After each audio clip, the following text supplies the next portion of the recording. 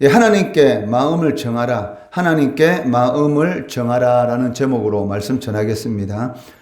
예, 오늘 본문 그 시편 108편은 형식적인 면에서 공동체 에가시로 분류할 수 있습니다. 오늘 본문의 중심 주제는 그 사람의 구원은 헛되고 하나님의 구원만이 확실하다라는 것을 강조하고 있다는 것입니다. 12, 13절 말씀해 보시면 우리를 도와 대적을 치게 하소서. 사람의 구원은 헛됨이니이다. 우리가 하나님을 의지하고 용감히 행하리니 그는 우리의 대적들을 밟으실 자이심이로다 라고 말씀하고 있습니다. 사람의 구원이 헛된 이유가 무엇입니까? 그 사람의 능력은 제한적이기 때문입니다. 아무리 사람이 도와준다라고 할지라도 어느 정도 수준까지는 도와줄 수 있겠지만 그 이상은 불가능하다는 것이죠. 그렇지만 하나님의 이 도우시면 이 근본적인 그 변화를 일으킨다는 것입니다. 그리고 하나님은 전능하시기 때문에 이 그 도움에 그 제한이 없는 것을 볼 수가 있습니다. 이 불가능을 가능케 하시고 심지어는 없는 것을 있는 것으로 부르시는 그런 분이 바로 하나님이시기 때문에 시편 기자는 이 대적과의 이런 이 고통 가운데에서 사람이 할 수 있는 부분은 제한적이지만 하나님이 할 수 있는 부분은 그 무제한적이고 그렇기 때문에 하나님께서 우리를 도와달라라고 기도하는 것을 이렇게 볼 수가 있다는 것이죠. 하나님만이 이스라엘을 이 대적 가운데서 구원하실 수가 있습니다. 그렇지만 지금 하나님의 백성들이 이 대적에 의해서 이 고통당하고 있다는 것입니다. 그런데 이렇게 고통당하는 이유가 무엇입니까? 그 11절 말씀해 보시면 하나님이여 주께서 우리를 버리지 아니하셨나이까? 하나님이여 주께서 우리의 군대들과 함께 나아가지 아니하시나이까? 즉 하나님께서 하나님의 백성들을 버리셨기 때문에 하나님의 백성들이 이러한 고통을 당하고 있다라고 말씀하고 있다는 것입니다. 이 말씀을 통해서 우리가 알 수 있는 것이 무엇입니까? 그 하나님과의 관계가 깨어지면 하나님의 백성들 삶 가운데는 이 고통이 임할 수밖에 없다는 것이죠. 하나님께서 하나님의 백성인 이스라엘 백성들을 버린 그 이유에 대해서 본 시편 108편에는 왜 이스라엘 백성들이 하나님으로부터 버림을 당했는가라는 그 궁극적인 이유에 대해서는 기록하지 않습니다. 그렇지만 시편을 오늘 이 본문 시편을 보다 보면 그 역사적인 배경은 짐작할 수가 있다는 것이죠. 2절 말씀해 보시면 비파야 수금아 깰지어다 내가 새벽을 깨우리로다라고 말을 하고 있습니다. 이 말씀은 그 비파와 수금을 새롭게 연주하겠다라는 그런 의미를 가지고 있습니다. 이것은 그 시편 137편과 이 관련이 있다라고 생각할 수가 있는데 시편 137편 그 1절에서 이 4절 말씀해 보시면 우리가 바벨론의 여러 강변 거기에 앉아서 시온을 기억하며 울었도다. 그 중에 버드나무에 우리가 우리의 수금을 걸었나니 이는 우리를 사로잡은 자가 거기서 우리에게 노래를 청하며 우리를 항폐하게 한 자가 기쁨을 청하고 자기들을 위하여 시온의 노래 중 하나를 노래하라 함이로다. 우리가 이방 땅에서 어찌 여호와의 노래를 부를까라고 시편 기자는 그 한탄식하면서 고백하는 것을 볼 수가 있습니다. 시편 137편은 이스라엘 백성들이 이 바벨론 포로로 잡혀 왔을 때에 기록한 그러한 이 내용들입니다. 이 바벨론 사람들이 그 이스라엘 백성들에게 무엇을 요구하고 있습니까? 그 자신들을 기쁘게 하기 위해서 이 예루살렘 성전에서 부르던 그 시온의 노래를 부르라는 것이죠. 그 이 말의 의미는 무엇입니까? 그러니까 너희가 섬기는 하나님이 어디 있느냐라는 그런 이 조롱의 뜻이 담겨 있다는 것입니다. 고대 근동 사이에서 이 나라와의 전쟁은 그들이 섬기는 이 신과의 전쟁이었습니다. 즉 자신의 신이 더 강하기 때문에 우리가 이 전쟁에서 승리할 수 있었다라는 그런 생각을 가지고 있었기 때문에 그 전쟁에서 승리하게 되면 그 상대방의 나라의 신전 안에 있는 모든 물건들 그리고 신상들을 가지고 와서 자신들이 섬기는 그 신전에 갖다 놓는 것이죠. 왜냐하면 너희 신이 우리 신보다 약하기 때문에 너희들이 전쟁에서 우리에게 패하게 되었다라는 것을 보여주는 그러한 것으로 이 상대방의 이 신전 안에 있는 그런 모든 것들을 가지고 와서 자신의 이 신전 안에 이렇게 놓아두었던 것이죠. 마찬가지로 바벨론에 잡혀온 이스라엘 백성들에게 이 바벨론 사람들이 너희들이 예루살렘 성전에서 부르던 그 노래를 한번 불러봐라 라고 이렇게 말하는 것은 너희 하나님이 어디 있느냐? 너희가 섬기는 하나님이 우리가 섬기는 하나님 신보다 약하기 때문에 너희들이 우리의 포로가 되었지 않느냐라고 조롱하고 있다는 것이죠. 이런 이 조롱에 대해서 이스라엘 백성들이 자신들이 하나님을 연주하는 데 사용하던 이 수금을 버드나무에 이렇게 매달았다라고 말을 하고 있습니다. 이것이 무엇입니까? 이제는 절대로 노래를 부르지 않겠다라는 그런 결단의 의미를 나타내고 있다는 것이죠. 즉 하나님 앞에 영광을 돌려야 할 그런 노래를 사람을 기쁘게 하는데 사용하지 않겠다는 것이죠.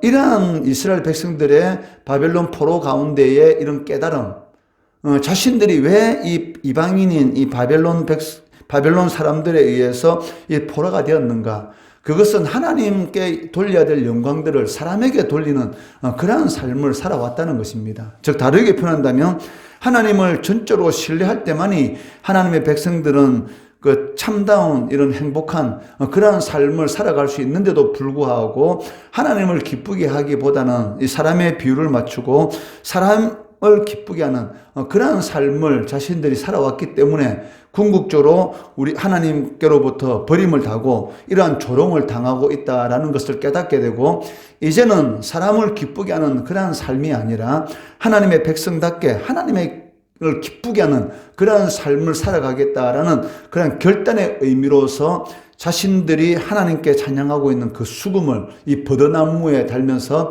인간을 위한 그런 인간을 즐겁게 하는 그러한 노래는 부르지 않겠다라고 결단하고 있다는 것이죠. 이러한 결단이 결국은 하나님께서 이 고레스라는 사람을 세워서 이 바벨론 제국을 멸망시키고 다시 이스라엘 백성들을 가나안 땅으로 이렇게 돌아오게 만드는 그러한 역사가 나타나는 것을 보게 됩니다.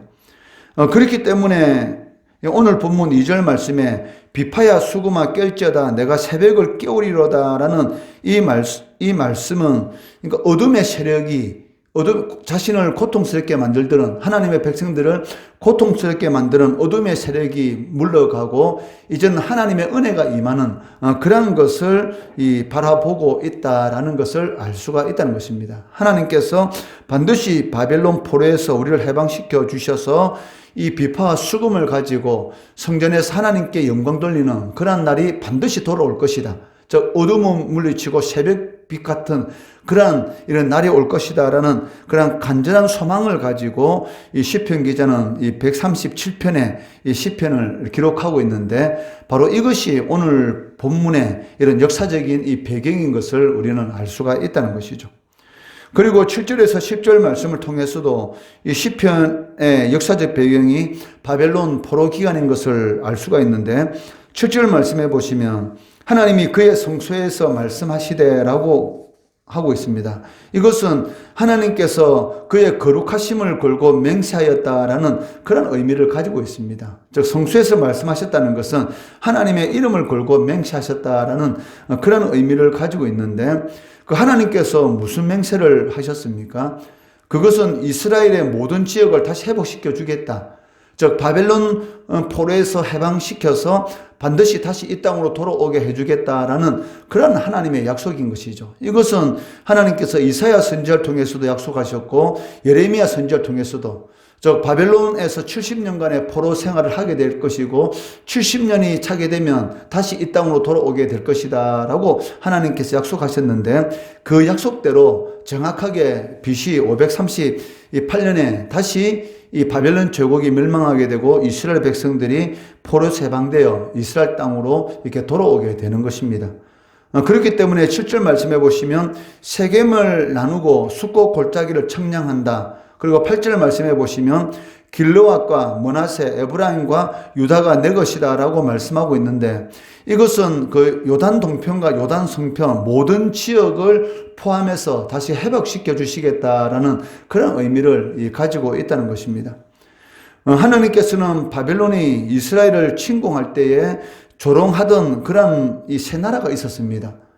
그 세 나라에 대해서 징계의 말씀을 선포하는 것을 볼 수가 있는데, 9절 말씀해 보시면 모압을 하나님의 목욕통이라고 말씀하고 계시고, 그리고 에돔에게는 이 하나님께서 신발을 벗어 던진다라고 말씀하고 계시고, 블레셋에게는 하나님께서 외치신다라고 말씀하고 있습니다. 그 이유가 무엇이냐면, 바벨론에 의해서 이스라엘이 이 침공을 당하고 있을 때 대표적으로 이 세 나라가 이 유다에 대해서 이렇게 비웃고 조롱하고 있었던 것입니다. 특히 형제 나라라고는 이 에돔은 이 에스의 후손들이지 않습니까? 이 형제 나라고 하는 이 에돔이 이 치욕을 당하게 될 것에 대해서 이 오바야서에 이렇게 기록되어 있는 것을 볼 수가 있습니다. 그러니까 형제 나라인데도 불구하고 바벨론에 의해서 이스라엘이 이 침공을 당할 때에 이 비웃고 조롱하였던 것이죠. 오바다서 1장 그 10절에서 11절 말씀해 보시면 내가 내 형제 야곱에게 행한 포악으로 말미암아 부끄러움을 당하고 영원히 멸절되리라. 내가 멀리 섰던 날 곧 이방인이 그의 재물을 빼앗아가며 외국인이 그의 성문에 들어가서 예루살렘을 얻기 위하여 제비 뽑던 날에 너도 그들 중 한 사람 같았느니라. 즉 하나님의 백성들이 고통을 당하는 것에 대해서 비웃고 조롱하는 이방인들에 대해서 하나님께서는 반드시 심판하신다는 것이죠. 오늘날 이 믿지 않는 자들이 믿는 자들에 대해서 조롱하고 하나님의 교회에 대해서 이런 조롱하는 그런 일들이 얼마나 많습니까?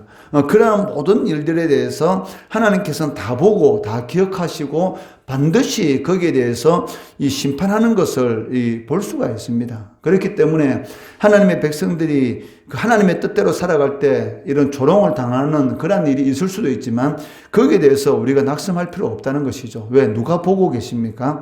하나님께서 다 보고 계신다는 것이죠. 그러니까 하나님의 백성들이 할 일은 무엇입니까? 그러니까 하나님의 말씀대로 사는 것입니다. 그러면 나머지는 하나님께서 다 처리해 주시는 것을 우리는 알 수가 있다는 것이죠.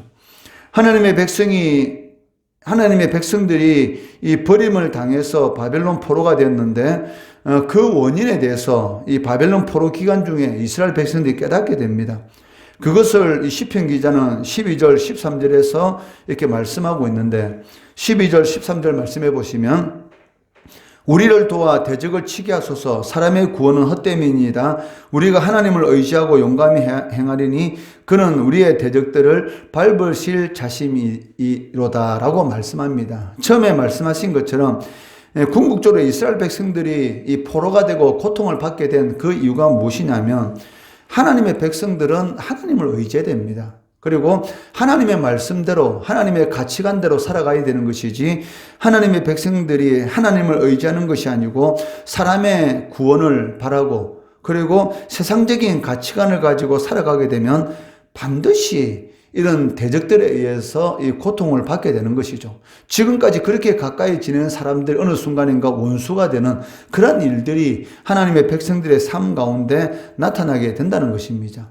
그렇지만 반대로 하나님의 백성들이 하나님의 구원을 바라고 하나님을 전적으로 신뢰하는 그러한 삶을 살아가게 되면 원수도 친구가 되는 그러한 역사가 나타나게 된다는 것이죠.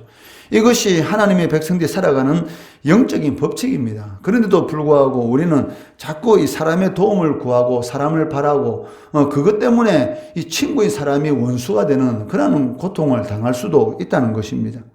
성경은 지속적으로 하나님만을 의지하도록 하나님의 백성들에게 권면하고 있습니다.